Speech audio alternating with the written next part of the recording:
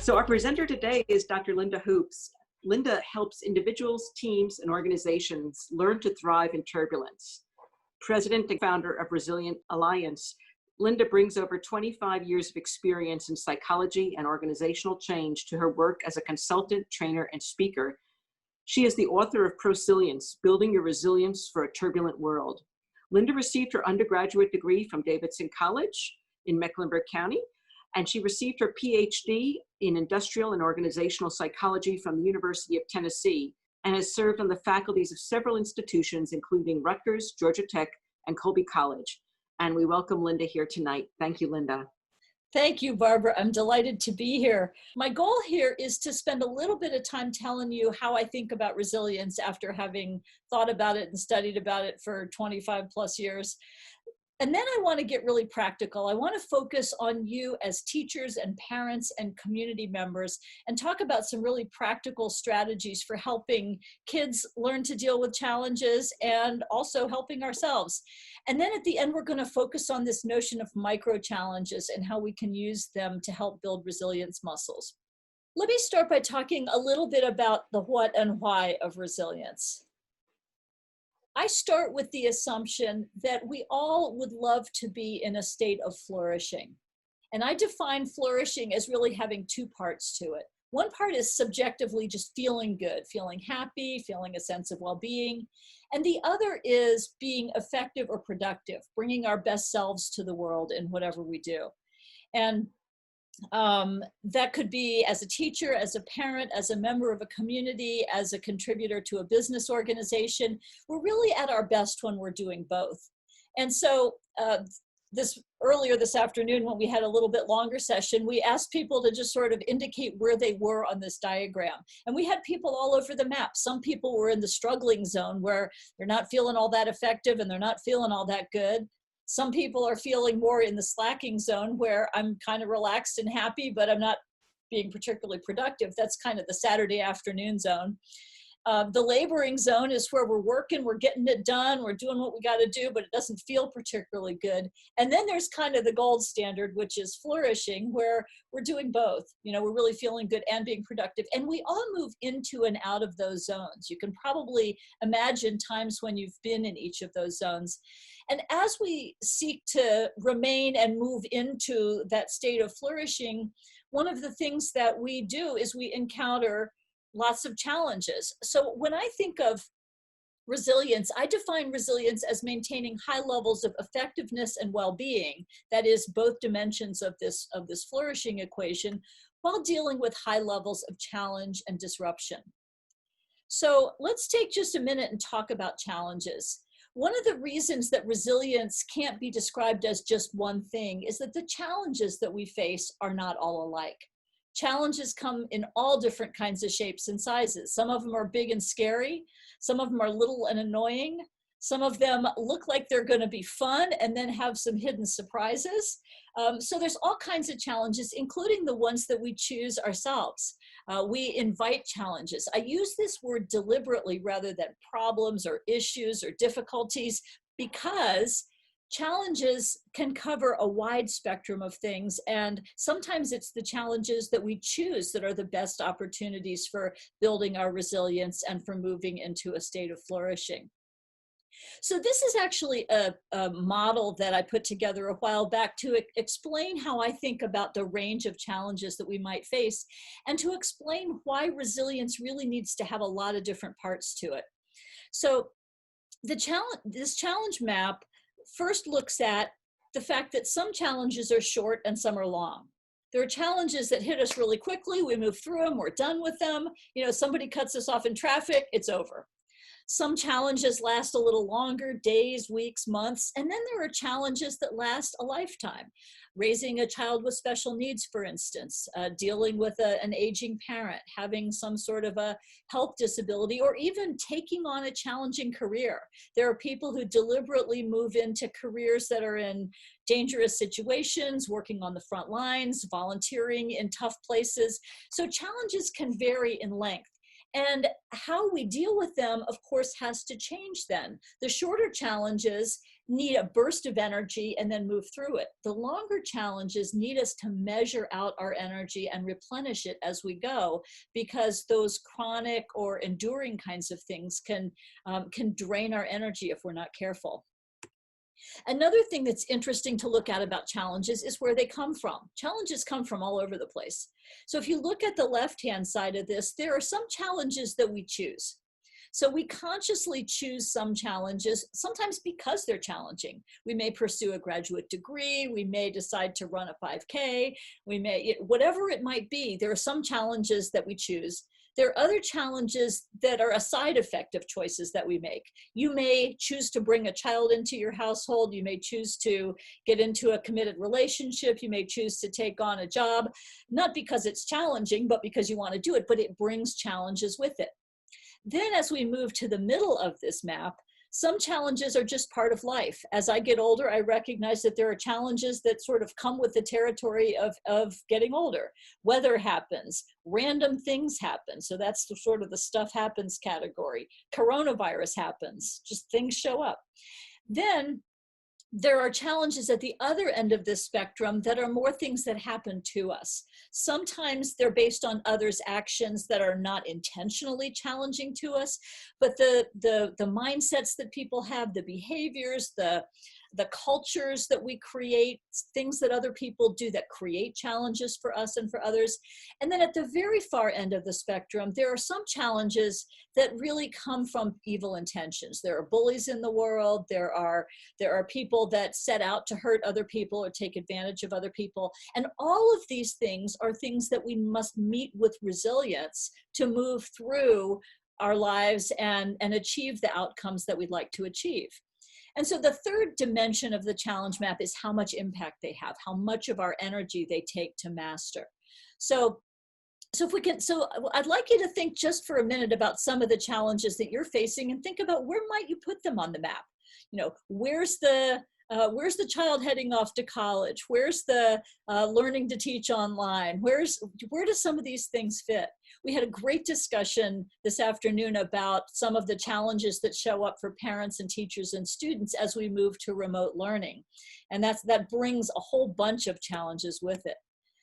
Now, we can't think about challenges without thinking about the fact that some of them are scary and dangerous. So some challenges fall into the range of adversity, and those are ones that feel for us like they pose a sense of danger or threat or loss. And without going into all of the neuroscience around this, what I'll say is that when we encounter a challenge that feels that way, it affects our bodies and brains.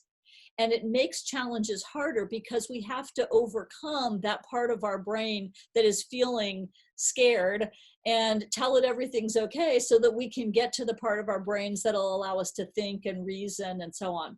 So adversity is sort of an extra layer of challenge on top of everything else. So this is my examples of challenge July 2020 version. It's a much different list than it would have been a year ago. So we're dealing with all kinds of things in the world and hurricane season. So what I'd like to invite you to do right now is to use the chat window to share what's one of the biggest challenges you're currently dealing with, wherever it might fall on the map. Let's just share some of the thoughts about what you're experiencing right now.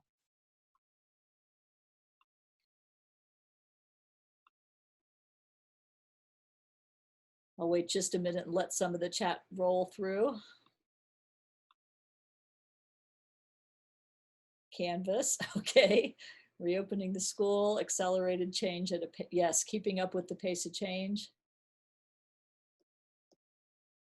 All right, feel free to keep putting your challenges in the chat. I'll be downloading the chat and just capturing these thoughts. Yes, lots of uncertainty. Oh, a family member with mental illness. Yes, all different kinds of things that are drawing on our energy. Now, if we were in a room together, I would use a set of images to get us talking about how those make us feel, how we're experiencing those challenges, because some of them are exhilarating, some of them are confusing, some of them we just want to tune out. And And it makes for a really rich conversation to think about all the different kinds of emotions and thoughts that come up as we move through these. What all challenges have in common is that they draw on our energy. So some challenges use our physical energy, and those are easy to picture. Those are the challenges where we have to use our bodies to get things done, the challenges where we lose sleep, the challenges where we just get tired, the challenges where we're putting physical effort into things. Some challenges use mental energy. So the challenges that require us to figure things out, to gather information, to solve problems. Many of us are spending a lot of mental energy during this coronavirus time to just really try to understand what's going on. What can we trust? What can we believe? How can we make things safe? The third kind of energy that we sometimes use to deal with challenges is emotional energy. So that's the energy that we use in dealing with our own emotions, our own difficult emotions like anger and sadness and fear, or being and working with other people who are experiencing those emotions. That takes labor, it's effortful. And finally, some challenges use spiritual energy. When I talk about spiritual energy, what I specifically am talking about is that energy that connects us to a sense of meaning and purpose and to something larger than ourselves. And many of the challenges that we face call on our sense of values and priorities, call on our sense of ethics, making right decisions. I read an article recently that was, I believe, in Rolling Stone that talked about how during this coronavirus time, many of us are experiencing moral fatigue because so many of the choices that we have to make are really moral and ethical choices. Do I go visit this person? Is it okay? You know, is it safe to do this? Can I go hug my mom? And so all of these things work together. So I'm going to put a quick poll up just for fun. And ask you which of these types of energy you're using the most right now. So you can pick more than one if you want, but I'm just curious to see how your energy is unfolding during this time.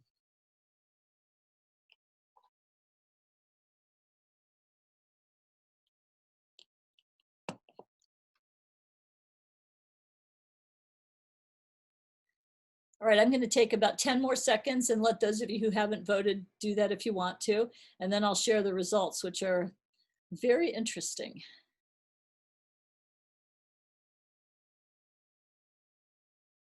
All right, so I'm going to share the results. All right, come on, little mouse. There we go. All right, so this is what I'm seeing. So a lot of mental energy. A lot of us are, you know, our minds are really busy and we're trying to solve things and figure things out. Not so much physical energy, and I think that's because a lot of us are sitting around a lot. And all that uses physical energy in its own way. Some emotional, some spiritual. This is actually pretty consistent with what we saw with the group this afternoon. But the other thing that came up in that discussion is that these types of energy are interconnected. When we're feeling physically tired, we often aren't thinking as clearly. When our emotions are close to the surface, sometimes it's harder to connect to a sense of meaning and purpose. So all of these things are in a swirl, and many of us are feeling a little bit overwhelmed right now by all the different kinds of things that we're facing. Now, the other thing that I want to share about resilience is that many people use the term bouncing back to think about as they describe resilience. I actually don't look at it that way. From my perspective, there are multiple ways that resilience shows up. I think in the face of some challenges, the best thing we can do is stay alive, minimize harm, keep things from getting worse. Sometimes we stay on track, get back on track. That's kind of the bouncing back part. And sometimes we're able to use challenging situations as a catalyst for growth. And so I think all of these are legitimate outcomes of resilience. And I think it's important to honor all of these. To say that it's not a good outcome to minimize harm doesn't do justice to the people who are in really, really tough situations and aren't in a position yet where they can bounce back. And it's important to honor the ways that we use challenge to grow as well.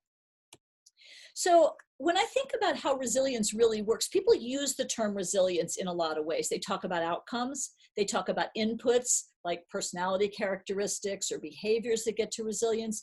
I think about the process of how we actually meet challenges in a way that gets us to those outcomes.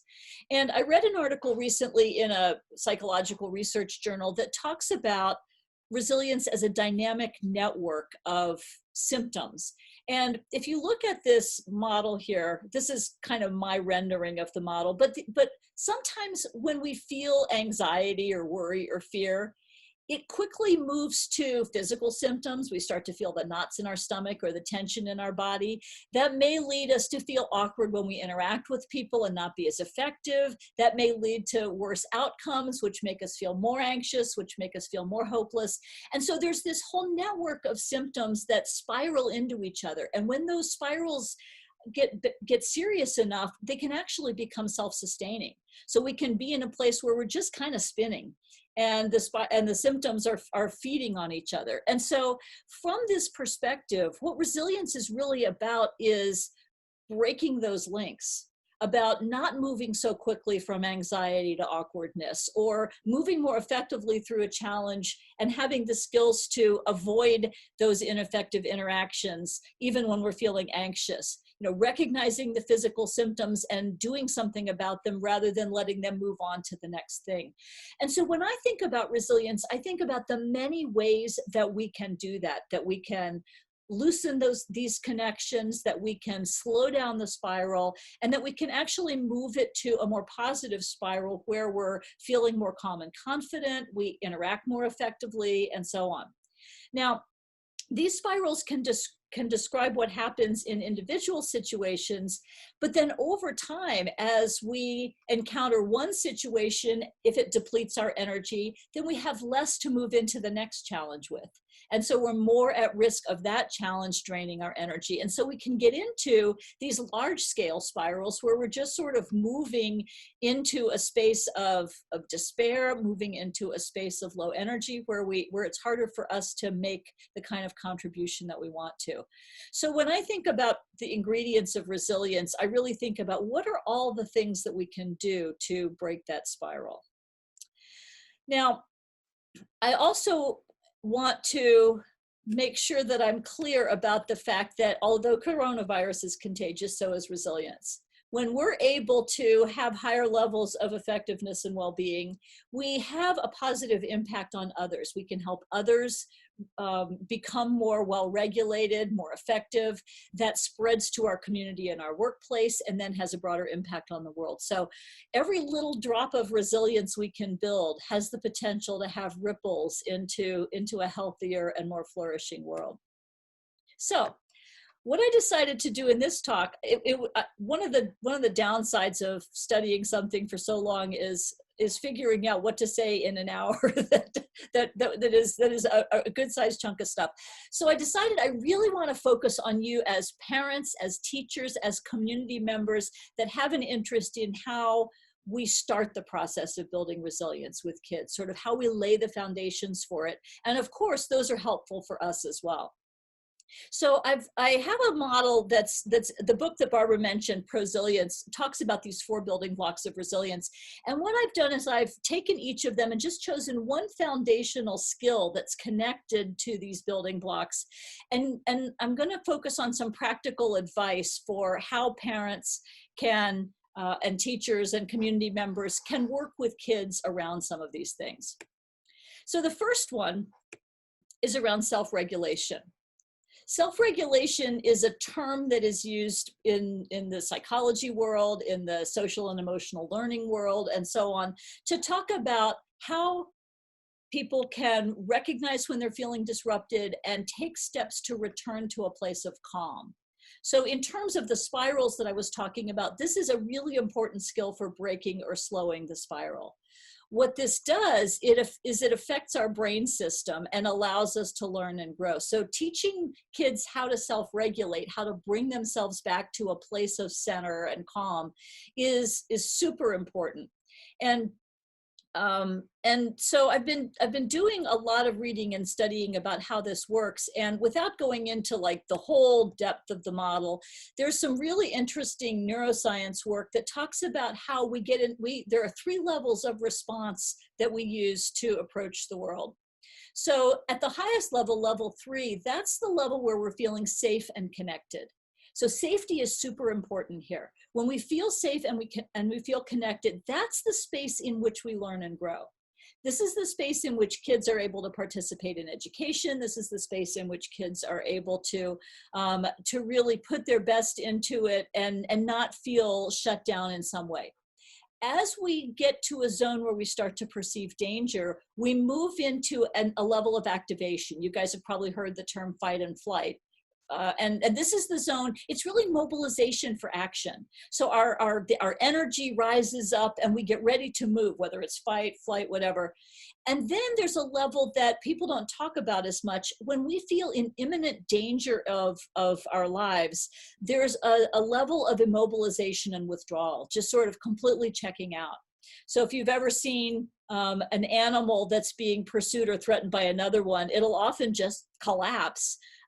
That's a neurological, biological response. It's not planned. It's not playing dead in the sense that they decided to do it. It's just what happens. And for human beings, that can take the form of just collapsing.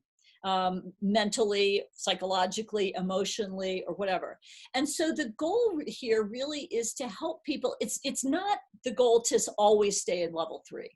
We're going to move into those different zones as we feel threat and danger, as we feel threats to our esteem, threats to our connections with people and so on. All of those things can move us down. But as we notice that and then recalibrate and move back up, we are in a better place to resolve the issues, deal with the problems, and so on. So how do we teach self-regulation to kids? Well, the first thing we can do that's most important is to model it, to be able to self-regulate ourselves. And in fact, one of the things that's important in learning in youngsters about self-regulation is co-regulation. That's hanging out with a well-regulated person and getting into that zone where they're feeling safe and connected together. So modeling your own sense of self-regulation is important. Another way you can help kids learn about self-regulation is teach them to recognize and put words to their internal state about how they're feeling. Do I have a knot in my stomach? Am I feeling tension? Am I feeling angry? Am I feeling happy? Am I feeling, emotional language is really important here and helping them talk about how they're feeling. The third one is to listen to what they say and to view their responses neutrally and curiosity rather than judgment. So not try to judge people for being in those states where they're not responding as skillfully as we might like. If they're in that level 2 or level 1, be curious about it. Really, try to understand what's going on rather than saying, oh, be a big girl and you just need to pull yourself together. It's really more about, oh, I noticed that you're feeling scared or angry or whatever, and just have a conversation about it.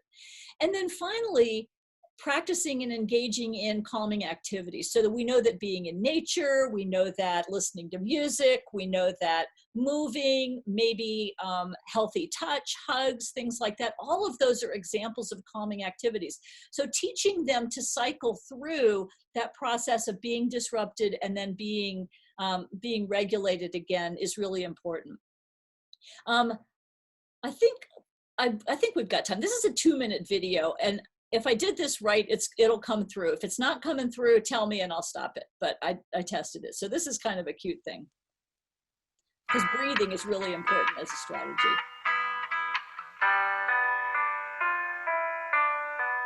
Do you ever feel mad or afraid and you want to say something mean? I'm gonna show you something that you can try. All you gotta do is breathe like a butterfly. Open your wings like a butterfly. Close your wings like a crocodile. Open your jaw like a crocodile. Close your jaw. Do you ever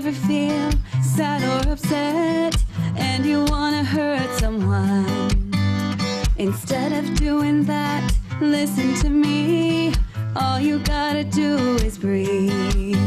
Like a dolphin, jump out of the sea. Like a dolphin, dive into the sea. Like a puffer fish, tummy puffs out. Like a puffer fish, tummy sinks down. Now that we know what to do when you're feeling sad or upset, let's try them all together now and find the one that we like best. Like a butterfly, open your wings. Like a butterfly, close your wings. Like a crocodile, open your jaw. Like a crocodile, close your jaw. Like a dolphin, jump out of the sea. Like a dolphin, dive into the sea. Like a puffer fish, tummy puffs out. Like a puffer fish, tummy sinks down. Now that we have our favorite way of breathing, let's practice them together. Inhale, exhale, inhale, exhale.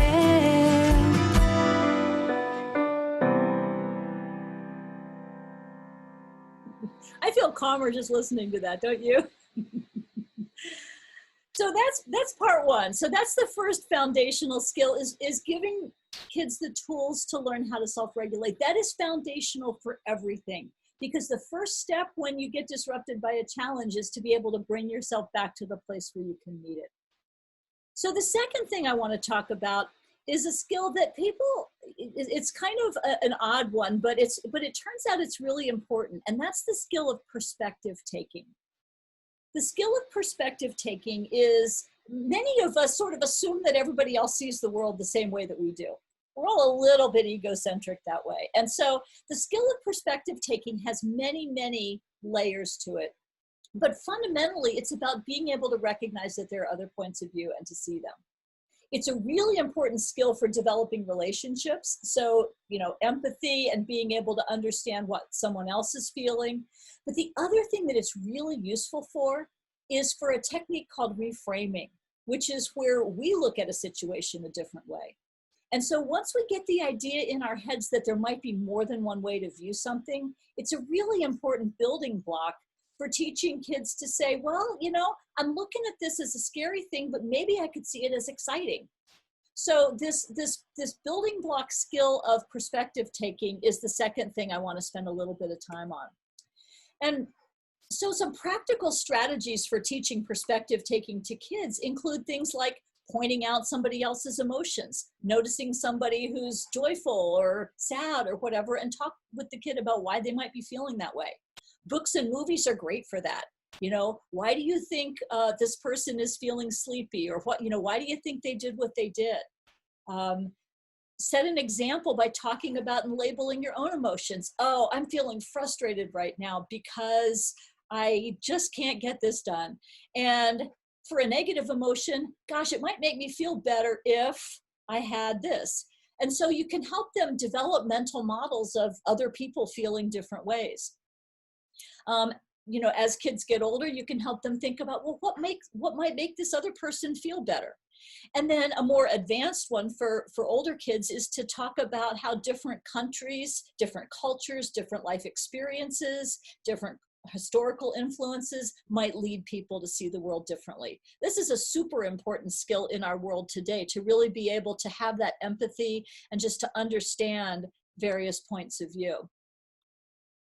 So let me just stop for a minute and see if anybody in the chat has any questions or thoughts you'd like to share at this point.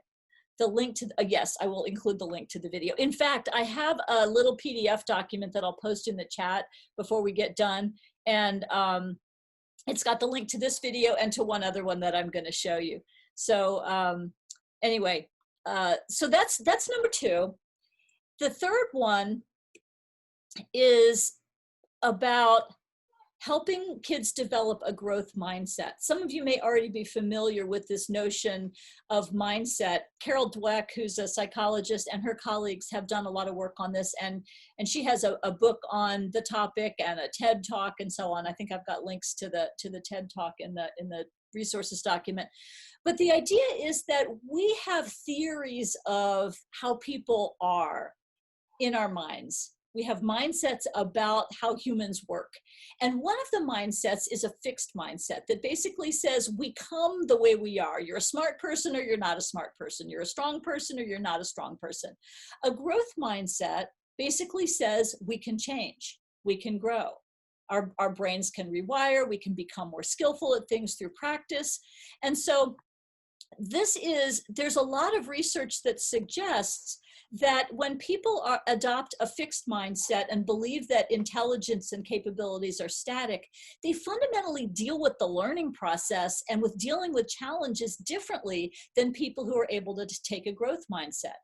And so when you are operating out of a fixed mindset, and if you believe that you're smart or you're not, then your goal is to prove yourself. You know, if you don't do well, it's evidence that you're not very smart or not very good.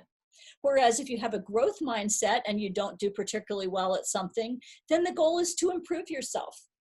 Reactions to failure are similar.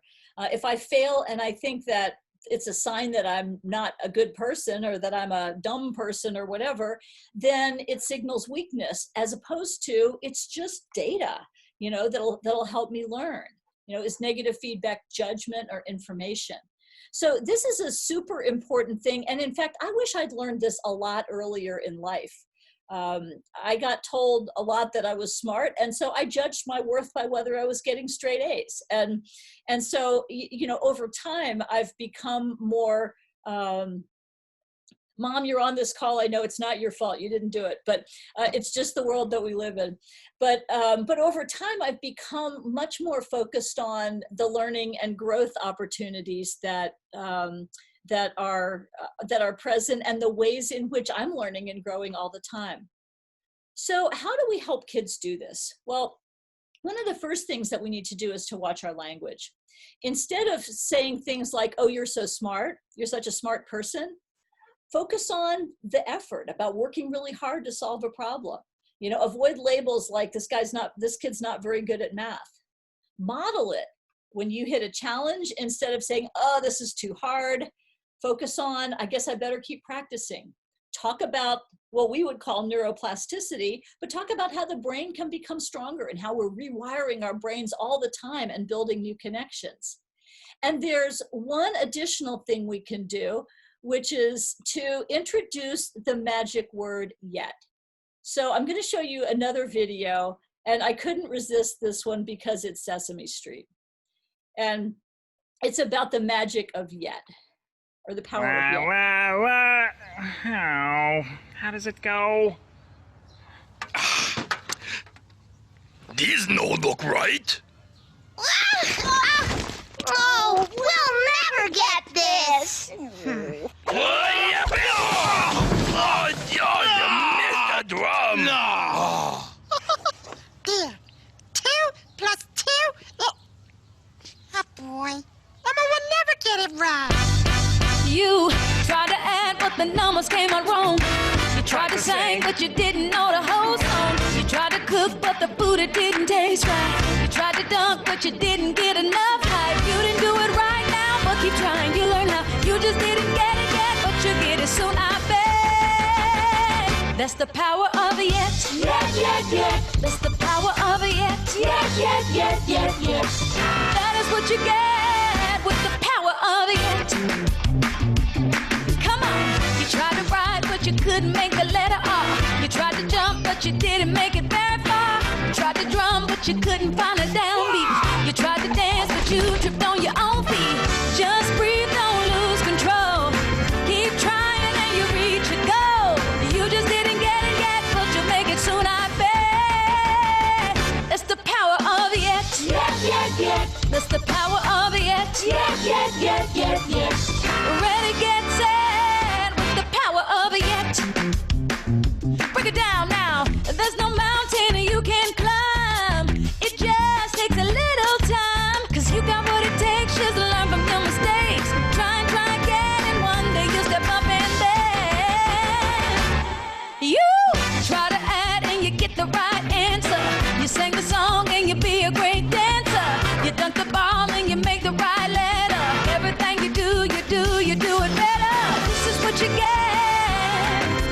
this is what you get.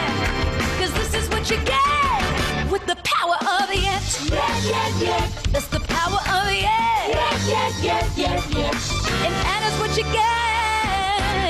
And that is what you get. Woo! And that is what you get with the power of the yet.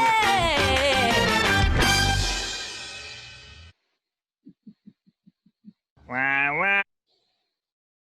So the whole idea behind yet is I can't do it versus I can't do it yet is just very powerful.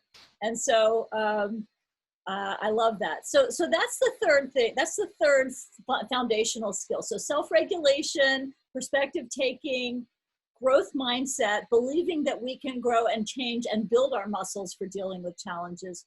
The fourth thing that I want to focus on is energy management. So this is a skill that's super important for long-term challenges, lots of challenges, you know, times when when things are going on for a long time. You know, we all thought this coronavirus thing was a 2-week challenge, right? We're going to stay home and lock down and knock this thing out. And now we're a year into it, or we will be before we know it. So teaching kids to pay attention to their energy, to manage their energy, to build a strong supply of energy, physical, mental, emotional, and spiritual. So it involves awareness, building, reducing energy drains, replenishing energy, because energy fuels resilience. And so let's talk about a few strategies that we can use to work with kids around energy management. So the first one, not surprisingly, is modeling, managing your own energy well, not draining yourself, not getting so wrung out that you don't have anything to give. So that self-care thing is really important. A second thing you can do is awareness. So you can do a bucket exercise and just draw a bucket and say, how full is your bucket today? Sometimes people use metaphors like poker chips or emotional bank accounts or spoons or whatever it is they might use, but sort of how full are you today? How much energy do you have? Now with younger kids, 1 bucket is appropriate. As you get with older kids, you can start to differentiate physical energy, mental energy, etc. And kids who are old enough to understand the concept of spiritual energy can go there as well. But just simply taking a quick check on how's my energy today, and then helping people build their energy. So you can help, of course, kids build energy through making sure that they get rest and activity, good nutrition. That one's we all know pretty well. You can build mental energy by helping kids engage in a variety of different mental activities, including time to do nothing. So there's creative stuff, but there's also just downtime. There's focus time, there's problem solving time, there's all different, just make sure all the mental muscles get stretched. Solitary, together, all of that. You can help people build emotional energy by helping them develop an emotional vocabulary. So it could be things like writing in a journal or doing artistic kinds of things, just anything that helps kids become more familiar with their emotions and understanding what they are and how they work. And then finally, spiritual energy. Yes, so one of the questions, what about keeping a routine? Absolutely. That's one of the ways to do that, to use your energy most effectively and efficiently. And then, spiritual energy, volunteer activities are great for that. Taking an interest in some kind of an organization, that's helping other people. That's one good way to do that.